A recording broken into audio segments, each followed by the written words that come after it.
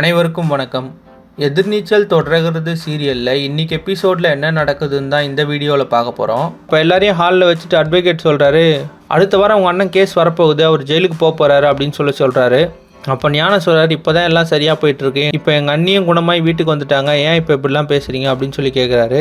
அப்போ அட்வொகேட் சொல்கிறாரு, உங்கள் அன்னிக்கு பழசெல்லாம் ஞாபகம் இல்லைன்னு எனக்கு தெரியும், அதனால் ஜட்ஜை அவங்க சாட்சியை பெருசாக எடுத்துக்க மாட்டாங்க, ஆனால் அவங்க பசங்க அவருக்கு எதிராக சாட்சி சொல்லிட்டா என்ன பண்ணுறது அப்படின்னு சொல்கிறாரு. அதுக்கு ஜனனி கேட்குறாங்க, என்ன பொய் சாட்சி சொல்கிறீங்களா அப்படின்னு சொல்லி கேட்குறாங்க.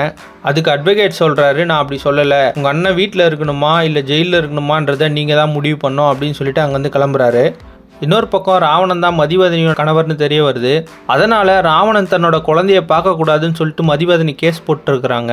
அந்த கேஸ் முடிவுக்கு வரணும்னா நீங்கள் போய் மதிவதனி கிட்ட பேசணும் அப்படின்னு சொல்லிட்டு ராவணன் கிட்ட வேலை பார்க்குறவர் சொல்கிறாரு. அதனால் ராவணன் மதிவதனியை பார்க்கறதுக்காக மதிவதனி வீட்டுக்கு போகிறாரு. அப்போ அதே நேரம் பார்த்து மதிவதனி ஃபோனுக்கு ஜனனி கால் பண்ணுறாங்க. ஆனால் அந்த ஃபோனை ராவணன் எடுத்துடுறாரு. ராவணன் கிட்ட வீட்டில் நடந்தது எல்லாத்தையும் ஜனனியும் சொல்லிட்டாங்க. அப்புறம் எதிர்ச்சியாக கீழே வர மதிவதனி ராவணன்கிட்டேருந்து ஃபோனை வாங்கி ஜனனிகிட்ட பேசுகிறாங்க. ஜனனி மீதி கதையை மதிவதனி கிட்ட சொல்லிடுறாங்க. ஆனால் இவ்வளோ நேரம் ராவணன் தான் அவங்ககிட்ட பேசினாருன்னு சொல்லிட்டு மதிவதனி சொல்லவே இல்லை.